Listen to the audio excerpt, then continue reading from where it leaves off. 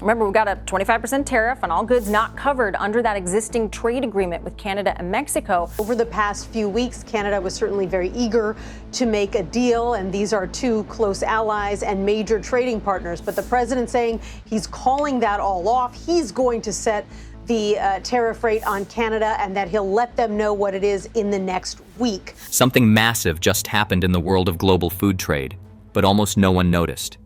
In just a matter of weeks, the United States lost a position it spent generations building, its status as the world's leading agricultural supplier. This wasn't due to war or a drought or some massive scandal. It wasn't loud or dramatic. It was quiet, subtle. But the impact? Earth-shaking. More than $9 billion in American agricultural exports have vanished, rerouted through new deals, fresh alliances, and alternative suppliers. The most shocking part? This wasn't the work of rival nations or unpredictable markets. The shift came from friends, from allies, from the very countries that once stood shoulder to shoulder with the U.S. in economic and diplomatic leadership. As American farmers watched crops go unsold and meat shipments stagnate, one country stepped in to take their place: Canada. Once considered a smaller player in the global food scene, Canada's agricultural exports exploded, surging by an incredible 37% in just May and June of 2025. That's not growth, that's a takeover. Now, before we dive deeper, tap that like button and subscribe. It helps the channel reach more people and ensures you don't miss updates like this. The world no longer waits on Washington. No one's asking for press conferences or policy explanations. What matters now is reliability, deliveries that arrive on time without disruption. And right now, the most dependable route doesn't start in the American Midwest. It starts in the Canadian prairies. What happened to American agriculture wasn't sabotage. It was a substitution: clean, efficient, quiet. And it started with 5 of America's closest allies: Japan, the UK, France, Germany, Italy. These aren't countries known for unpredictable decisions or volatile economies. They've been pillars of Western cooperation for decades. In 2023 alone, they collectively bought over $74 billion worth of American agricultural goods. That's nearly a quarter of all U.S. food exports. But something changed. At the 2025 G7 summit, global leaders gathered to tackle major topics: defense, climate, and trade. But behind closed doors, the dynamics shifted. When the U.S. president unexpectedly left the summit early, planned negotiations on agricultural trade fell apart. No deals, no joint declarations, just silence. Into that silence stepped Canada. Canadian Prime Minister Mark Carney seized the moment. He met quietly with European and Japanese officials. And without fanfare or big headlines, new trade routes were established, not through speeches, but through shipments of wheat, soy, beef, and dairy. Suddenly, countries that had long relied on U.S. supply chains began signing long-term contracts with Canadian producers. Japan shifted its soybean and wheat imports away from America. France and Germany locked in dairy and grain deals with Canadian suppliers through 2026. The UK, once a key buyer of U.S. soybeans, diverted nearly half of its orders to Canada. These aren't symbolic moves, they're practical. These contracts mean full plates, stocked shelves, and a new normal in international trade. While Canada's exports to G7 countries jumped nearly 20% in June alone, the U.S. began facing a supply glut. Corn prices in Iowa collapsed to their lowest point in almost 10 years. Soybeans in Kansas piled up so high that emergency storage funding had to be approved by local governments just to keep them from rotting. According to a June report from the USDA, corn and soybean inventories across the U.S. reached over 52 million tons, the highest stockpiles since 2013. And this happened just as another massive harvest season was approaching.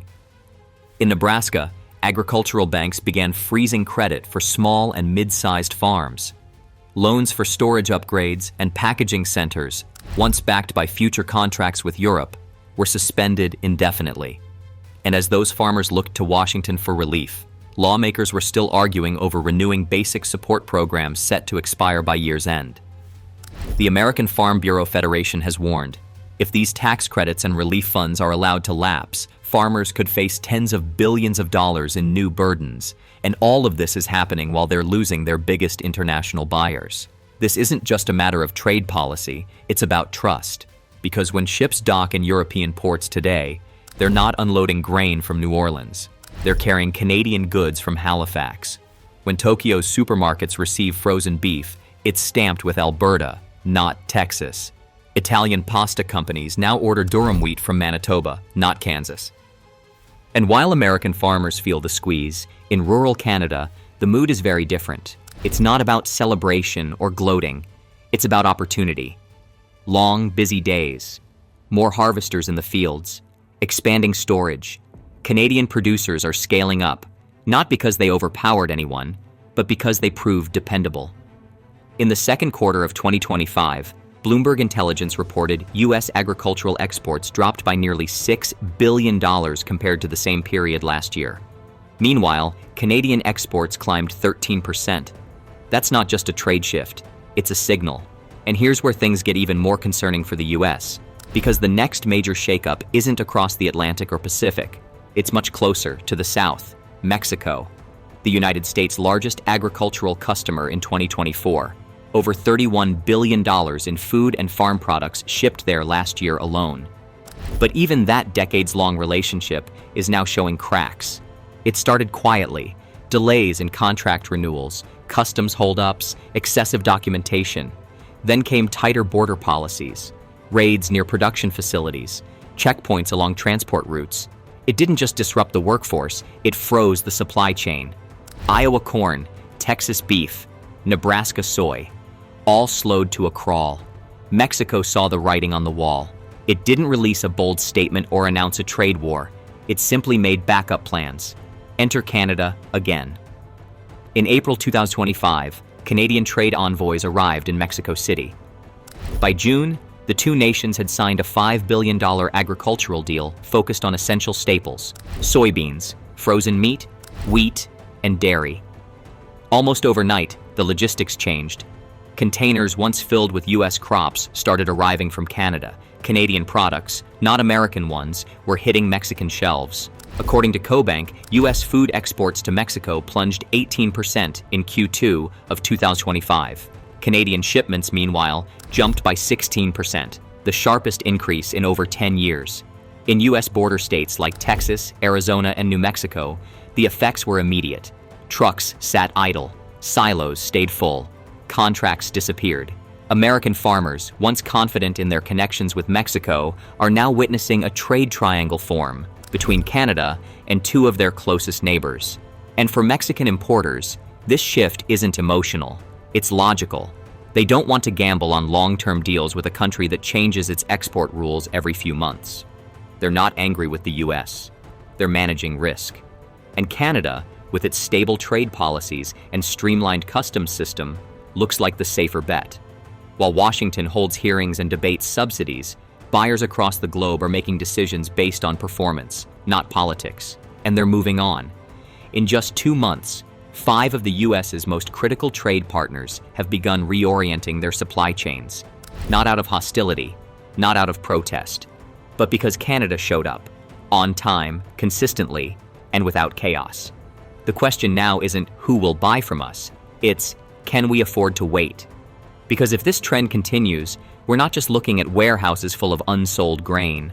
We're looking at farms being abandoned, at rural banks closing shop, at the collapse of trucking routes and packaging centers tied to an export system that's falling apart. And once that ecosystem breaks down, no tariff, no bailout, no press release can rebuild it overnight. So what happens next? Will the US reestablish trust in its agricultural supply chain? Will it stabilize its policies enough to attract foreign buyers back? Or has the global market already made up its mind?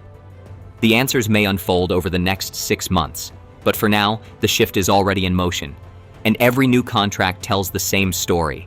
Where it used to say United States of America, now it simply says Canada. If you found this analysis helpful, hit the like button and subscribe for more breakdowns on the real economic forces shaping our world. Because what's happening in America's heartland right now isn't just about crops or cattle. It's about who gets to feed the future.